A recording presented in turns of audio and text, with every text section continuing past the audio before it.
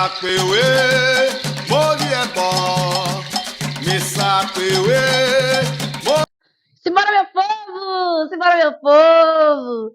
E aí, como é que vocês estão? Vocês estão bem? Eu espero que sim. Eu sou a professora Lísia Santos, eu sou socióloga, sou historiadora e psicopedagoga, e estamos aqui na nossa última entrevista dessa primeira parte do projeto Repercutindo Justiça. Para mim é um prazer que vocês estejam conosco até agora. E hoje nós vamos entrevistar o meu pai Vinícius, ele que vai dizer, que vai trazer a trajetória dele, que vai trazer todo o percurso dele. E aí eu gostaria que você pudesse trazer o nome do seu terreiro, onde é que fica, o ano da fundação. Bom, o terreiro fica no bairro de Simões Filho, perdão, no bairro não, no município de Simões Filho, né, aqui no bairro de Cristo Rei. O terreiro chama-se Cuí Vodun Centó, né, na casa de culto ao Vodun da Água. O terreiro foi fundado não aqui em Simões Filho, né, foi fundado em Cosme Farias, no ano de 1990. Depois de aproximadamente aí 12 anos, foi deslocado para cá, né, por conta do espaço físico, a necessidade também da área, de mato. Então foi deslocado para cá e daqui deu continuidade até os dias de hoje. Quem é a líder, a sacerdotisa da casa? A sacerdotisa é minha mãe, né, Maria Nascimento Oliveira, que é a garça do terreiro. Aqui tem mais ou menos quantas pessoas, quantos membros, quantas pessoas que estão na casa? Acho que hoje deve ter, acho que em torno de 28 a 30 pessoas. A maioria são mulheres, são homens. A maioria são mulheres, né? Vodunces, todas são mulheres. Ah, Em Algães e tem Aquedes também. Mas Vodunce, pelo menos até o presente momento, iniciado só eu mesmo, na verdade, né? Mas as outras todas são mulheres. negros, brancos, A maioria negros. certo. A maioria negros. Assim, qual o seu nome e qual a sua trajetória aqui dentro desse terreiro? Como é que funciona? Bom, meu nome é Carlos Vinícius Nascimento Oliveira, sou professor de Física, formei na Universidade Federal da Bahia, fiz um curso de mestrado na Universidade Estadual de Feira de Santana, mestrado em ensino de ciências, né, ensino de física. Trabalho como professor, né, em escolas privadas de Salvador, ensino médio. Minha trajetória no candomblé é praticamente desde quando eu nasci, né? Porque quando eu cheguei eu já encontrei minha mãe nesse contexto de candomblé, nesse contexto de axé. Acompanhei toda a trajetória de construção, né, do terreiro, desde quando minha mãe começou a atender as pessoas, a fazer os ebós, a viajar para poder trabalhar e trazer grana para poder construir toda a estrutura do terreiro, né? Ela fez isso sozinha, basicamente. Então toda essa estrutura que você está vendo aqui é uma estrutura toda construída em cima disso. Muito jogo de buzo, muito ebó, muito trabalho, muita viagem para o sul, né, que ela fazia para poder chegar ao que se chegou aqui. Certo. No caso, o senhor aqui dentro desse terreiro, qual o seu papel? O senhor é vodunce, o senhor é ogã? É isso. Eu sou vodunce aqui do terreiro, né? Sou iniciado pelo Apianu, eu gosto aqui também é sacerdote de minha mãe. Assim, eu sou a segunda pessoa aqui, né? O braço direito dela aqui, né? Onde ela tira o pé, eu coloco. Funciona basicamente dessa forma. Então, assim, todos os processos aqui de obrigação, tudo isso eu estou sempre acompanhando ela, né? Por ser filho biológico também, né? E por estar acompanhando ela desde muito pequena, né? Então, eu faço ebó, sei lá, desde 11, 12 anos de idade. Então, eu tenho uma trajetória longa, né? Com tudo isso. Então, minha vida toda, basicamente, foi dentro do candomblé. Então nunca teve resistência da sua família, sua, sempre foi algo muito tranquilo ser de candomblé. Aí, especificamente, dentro da nossa casa, não, né? Assim, a família sempre aceitou, nunca foi muito problema, né? Eu falo assim, as irmãs, os parentes próximos do entorno, inclusive muitos procuravam, né? A gente ainda procura um grupo considerável, é iniciado, tem alguém, tem QED, tem Vodunce, tem algumas pessoas que não são iniciadas, mas fazem parte também do terreiro, estão se encaminhando para isso. Então, por parte da família, sempre foi bem abraçado, né? Eu não alcancei, por exemplo, meu avô materno e minha avó eu tive pouco contato, mas eram pessoas que não tinham conhecimento sobre o candomblé, então assim eram muito resistentes, né, com relação a isso, mas assim eu acompanhei muito pouco, porque quando eu nasci meu avô já era falecido e minha avó também não viveu tanto tempo, né, depois que eu nasci, então acho que com 4 anos, 5 anos, minha avó faleceu, então eu não tive esse contato todo, eu não tenho muita experiência para falar sobre isso. Certo. Aqui no terreiro, que é em Simões Filho, uma região metropolitana de Salvador, já teve caso de intolerância? Já passaram por alguma situação? Assim, caso de intolerância, eu posso dizer que sim, porque quando você recebe a visita, né, dos neopentecostais, esses protestantes de uma forma geral, eles recebem, eles chegam até a porta e quando a gente vai receber, tomar conhecimento de que é um terreiro, o tratamento muda completamente, né? Então, querendo ou não, isso já é um ato de intolerância, né? O fato Sim, dele saber que você é de candomblé já causa nele incômodo, já causa nele inquietação. sim, Então esse processo já é um processo de intolerância, né? Ainda que não seja assintoso, não seja agressivo, sim. mas é. E os filhos da casa já sofreu com isso, intolerância religiosa? Ah, sim, é muito comum. Eu, por exemplo, estou num período de resguardo agora, né, com roupa branca, entre outras coisas mais. Então eu vou trabalhar todos os dias de roupa branca, então eu sou constantemente questionado por quanto tempo eu vou vestir branco, se é até o final do ano, se não é. Assim, eu não tenho do que me queixar, por exemplo, da gestão, né, do meu trabalho. Eles nunca me questionaram. Uma vez eu precisei vestir a camisa da escola e aí eu não vesti. Aí quando eu fui questionado o que foi que houve que não vestiu a camisa? Aí eu expliquei que eu estava em resguardo religioso. A pessoa, me desculpa, eu não sabia. Então, assim, eu acho que até no espaço de trabalho, eu acho que essas coisas têm sido amadurecidas, né, com o passar Sim, do tempo. Não acabou. A gente não pode dizer isso, porque seria um equívoco. Mas, aos poucos, eu acho que a difusão também, né, do candomblé, esses trabalhos que são feitos, sim. né, são trabalhos de divulgação, para mostrar quem são as divindades, que não tem a relação que as igrejas fazem. Eu acho que esse trabalho é importante. E assim, eu conheço muita gente também que tem buscado entender e aprender, justamente para saber como lidar com isso, né? Uhum. O terreiro interage assim, com a comunidade local?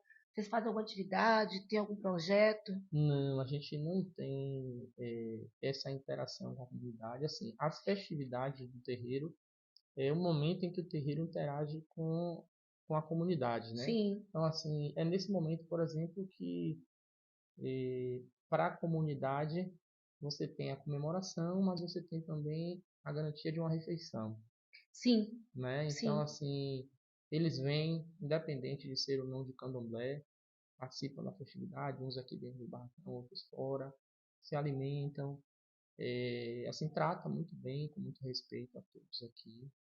Então, assim, a interação que a gente tem é essa e, além disso, algumas pessoas do entorno aqui da comunidade também já precisaram, né, já tiveram alguma necessidade dentro da região e minha mãe atendeu. A maioria são pessoas que são pobres, né, de baixa condição financeira, então sempre que tinham algum problema, alguma necessidade, um problema de saúde que estava ligado à questão espiritual, a gente dentro das possibilidades atendia, às vezes era um banho a fazer, um ebó ou algo do tipo, então a gente interagia dessa forma.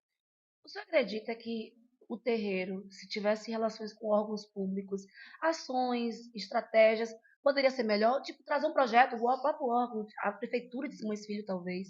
Seria interessante? Sim, eu acho que se tivesse essa proximidade, eu acho que daria para fazer bons projetos aqui e a comunidade é carente disso. Sim, Não só de um terreiro elaborar um projeto e executar, como do poder público também. Aqui em Simocílio é algo mais complicado porque o gestor da cidade, ele é neopentecostal. Então, hum, assim, é muito complexo você tentar elaborar qualquer tipo de sim, projeto envolvendo um terreiro, a partir do momento em que o gestor da cidade, ele reforma o mercado municipal, por exemplo, sim, ele muda o nome do mercado municipal sim. e coloca o nome do mercado municipal Jeová, alguma coisa, Jeová Rei, Jeová Jireh. E direitos. aí, para além disso, né, se não bastasse isso, ele retira todos aqueles comercializantes que vendiam artigos para candomblé, aguidá, mel, azeite, contas. Então, todos eles foram retirados do mercado, perderam o seu Gente, que espaço absurdo. e não ganharam outro espaço para poder trabalhar. Então, eles apenas foram retirados. Sim, E todos eles foram substituídos por pessoas que fazem parte da religião do gestor. Então, se você adentra hoje ao mercado municipal, em sua maioria são pessoas que comungam da mesma fé que o gestor.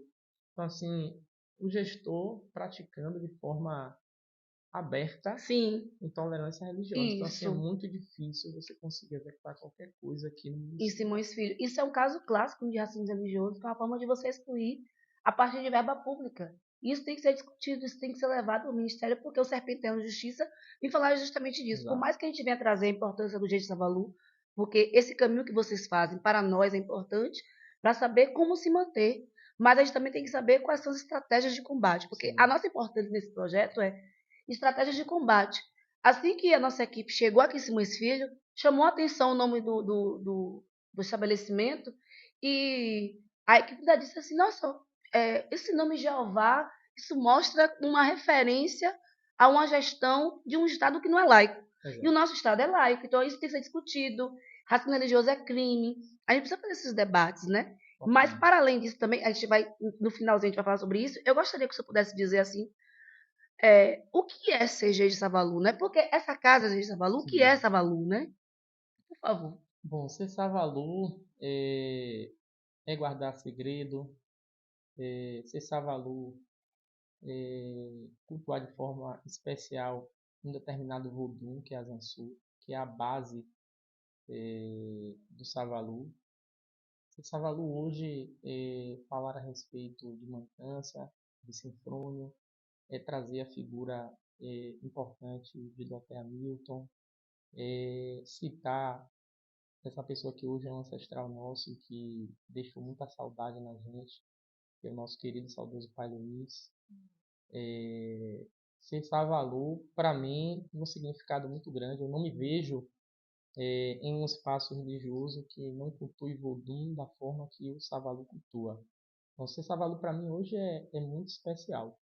Acho que eu não traduziria o que é cerveja, tampouco traria algo relacionado à tradução da palavra Savalu, da região,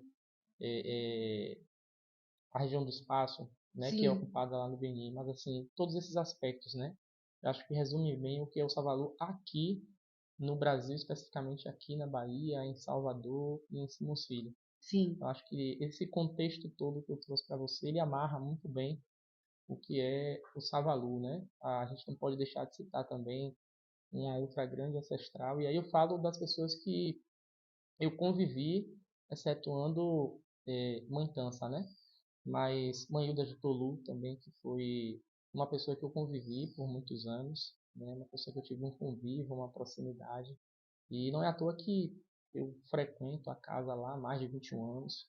Tenho uma relação de amizade e carinho muito grande com todos. Com a atual Doné do terreiro também, Doné da Dissidenta.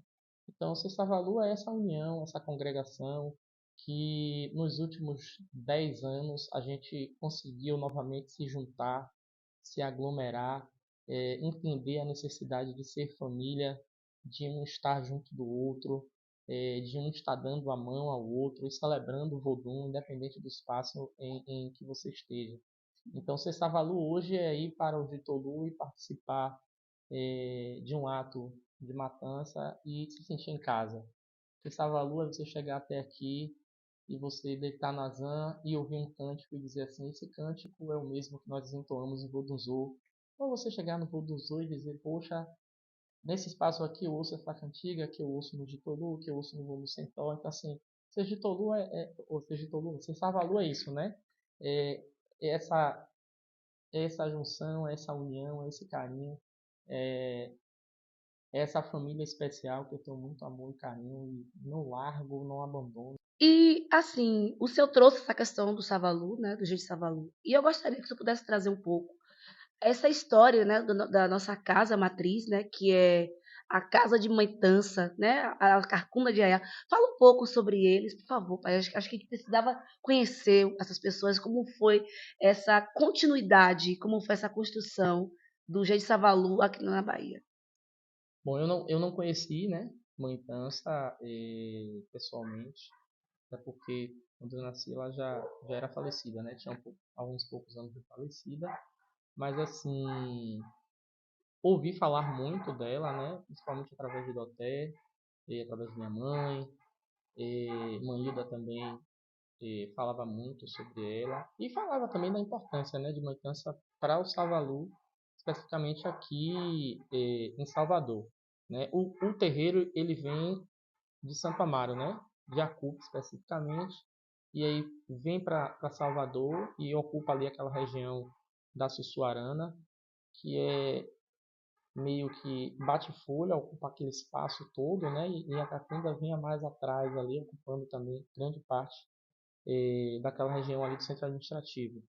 E depois do falecimento de Mãe Tança, eles vêm para São Caetano e aí Mariazinha já assume, né, o posto de sacerdotisa. Voltando um pouco à Mãe Tança é uma figura extremamente importante porque ela dá continuidade, né, ao Savalu aqui em Salvador, ela inicia pessoas, dá continuidade às obrigações e a partir dela também surge as filiações, né, as ramificações das casas que hoje são casas que, como eu posso dizer, mantém esse legado, né? Mantém esse legado de tradição do Reis Savalu, acerca, por exemplo, do Vodunzô, do Vitolu, daqui do Vodun Centol, Niger, o Careleuí também, que é a casa de Pai Carlinhos de Oxum, que é um tio de santo nosso, que também mantém muitas tradições que estão relacionadas com o Savalu. Então, Mãe Tança é essa figura importante, né, que perpassa, que faz perpetuar essa tradição do Savalu até os dias de hoje, né?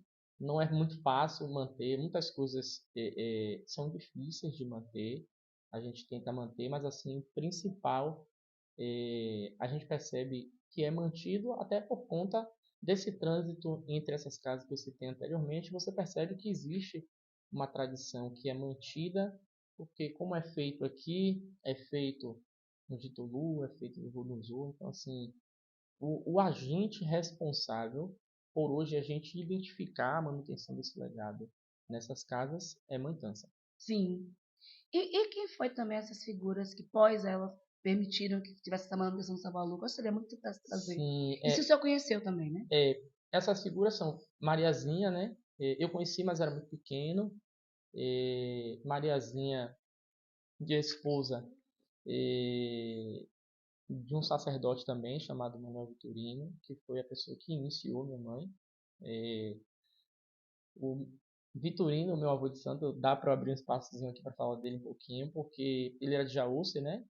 Ele foi iniciado por Emiliana, do Bourbon, na casa dele, porque no Bourbon não inicia homem, né? Até hoje não se tem registro de iniciação de homem. Ele foi iniciado na casa dele pela finada Emiliana, e com o falecimento de Emiliana, quem dá continuidade às obrigações dele é Mãe Tança. Então ele termina migrando, né, do Jeje Marim para o Jeje Savalu. Então, Vitorino, junto com Mariazinha, junto com Pedrinho, né, são figuras, nesse contexto familiar, são figuras que têm extrema importância para a manutenção desse legado. Eu conheci Vitorino também muito pequeno, porque tanto ele quanto ela, eles falecem no mesmo mês, inclusive. A Oh, diferença é de uma semana, né? Eu lembro bem que Doté, quando ele fala sobre isso, ele fala assim: garoto, um faleceu numa semana, e aí quando a gente termina de fazer o carrego de um, o outro falece. Então, assim, eles faleceram no mesmo mês, assim, a diferença de uma semana ou duas, né? Então, assim, eu conheci, mas eu era muito pequeno, eu devia ter, sei lá, 8, 9 anos, mais ou menos, né? Quando eles faleceram. Então, Pedrinho eu já tive mais contato, porque Pedrinho ele já morre já, ele vinha a falecer já mais para o final da década de 90. então eu já estava mais grandinho, né? Eu já estava mais inteirado das coisas. E quando eu era muito pequeno, esses antigos eles não davam acesso a gente para nada, né? Tipo, se fosse ter qualquer obrigação, a gente tinha que ficar no quarto, trancado, o menino não pode sair do quarto, então tinha esse mistério, né? E aí, depois que a gente cresce, a gente aí fala assim, poxa, qual é a necessidade disso, né? A gente poderia hoje ter convivido muito mais, né? Porque não é a questão da curiosidade de aprender, mas é de conviver. Eu sempre gostei, eu sempre fui criança de candomblé e eu gostava de estar no meio dos velhos. Eu gostava de ouvir o que eles falavam. Para mim, era mais interessante do que ficar brincando. Então, eu gostava de sentar, eu sempre fui calado, pequeno, então eu gostava de sentar ali e ficar ouvindo os velhos contando casos. Então, assim, um dos casos que eu falo, foram casos que quando pequeno eu ouvia, né? De todos eles. De Mariazinha, de Pedrinho, que era um homem negro, alto, sisudo, mais fechado, homem de Ogum. Mariazinha, que era uma figura assim sensível, delicada, amorosa, né? Falava com você com cuidado, né? Ela era uma figura assim muito doce, né? Quem a conheceu tem boas lembranças dessa figura. Vitorino também era um senhor também muito tranquilo, muito calmo, muito carinhoso. Minha mãe tem boas lembranças, só tem boas lembranças dele. Não conviveu por tanto tempo, mas assim, só tem boas lembranças dele, né? Porque foram figuras assim que marcaram, né, a minha infância. A gente há de concordar que o povo Jeje, principalmente o povo Jeje Savalu, eles acabam sendo mais fechados, né? A gente observa nos seus discursos, nós estamos na nossa quarta entrevista, então estamos na nossa última entrevista. É um povo que guarda muito, então se eu começo falando sobre essa questão do silêncio, eu lembro que quando eu cheguei dentro do Jeje Savalu, uma das primeiras coisas que as pessoas falaram assim, olha, aqui no Jeje a gente faz um juramento com o Bessem, e nesse juramento você não pode estar falando muito, dizendo muitas coisas de fundamentos, tanto que é uma coisa que a gente aprende muito. Você não vê muitas literaturas, muitos livros, muitos artigos sobre a nossa nação. Ou quando tem, é algo muito mais de forma superficial do que as coisas internas. E eu acho que isso também traz uma riqueza para a nossa nação. Eu quero agradecer. O senhor é uma referência importante para a nossa nação. É importante que hoje a gente tenha essa manutenção do povo Savalu, graças às pessoas que nós estamos entrevistando, graças às pessoas que estão insistindo para que essa nação se mantenha. Eu quero, antes de me passar a sua palavra, que eu gostaria, como você falou de Azansu, nós estamos falando também de uma casa de Azansu, e eu queria dedicar esse projeto serpentiano à minha ancestral direta, que é minha mãe Rita, que era a Runsó da casa do Vodunzô, que era uma referência. Ela foi minha mãe de santo, ela era minha mãe de santo, ela é minha mãe de santo, porque a ancestral ela se mantém viva quando a gente fala dela. E ela foi também minha mãe, independente dos muros do espaço do Jeje. Então, eu gostaria que nesse finalzinho, como o senhor falou de Azansu, que o senhor pudesse trazer mais um pouco sobre ele, ou contar alguma história de Azansu, e terminasse cantando algo para Azansu, que é um vodum para a gente que é o que nos abraça, né? É o vodum que nos Sim, abraça. Azansu, Omolu, Cavungo, é o vodum que é responsável por eu estar hoje no candomblé. Eu entro no candomblé por causa de Cavungo, eu me mantenho no candomblé por causa de Omolu, e eu quero fazer toda a referência a esse vodum, que é um vodum extremamente importante. Aí eu queria que você pudesse falar sobre ele, este senhor, este dono da terra, eu queria que você pudesse falar e finalizasse cantando, por favor. bom, Azansu pra gente é a divindade primitiva do Savalu, né? É, no início do Savalu, ele se dá através de Azansu, né? Azansu é quem traz o Savalu pra gente. Aqui em casa, Azansu é uma divindade que é adorada. O chão dessa casa assim é por conta de Azansu. Quem determina que o chão fosse assim é ele, né? Essa divindade que pra gente é de extrema importância. Eu acho que em todas as casas de Savalu que mantém esse legado, Azansu, ele é cultuado. Ele tem um momento dedicado a ele no calendário festivo. E para todos nós, festejar Azansu é festejar a ancestralidade daquele que trouxe o Savalu para o Brasil, né? Que foi o finado Sinfrônio. essa figura importantíssima, né? A gente não vai aprofundar nele, mas assim, o finado Sinfrônio, ele era consagrado para esse Vodun, é ele que traz esse culto para aqui. E tudo que a gente faz hoje relacionado a essa divindade, a gente deve reverência ao finado Sinfrônio, né? E quando a gente festeja Jansu, numa casa de Savalu, a gente o traz para o barracão cantando uma cantiga que é símbolo para a gente, né?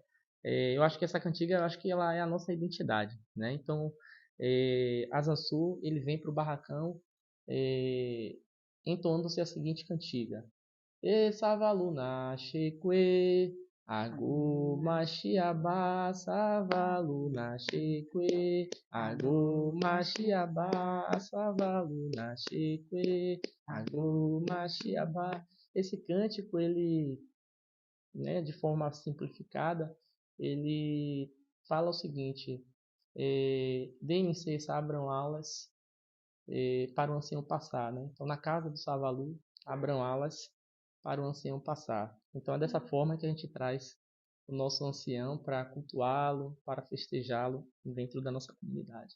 Axé. Ah, Roboboi. A gente encerra o Serpenteando Justiça deixando o ancião passar. Obrigada.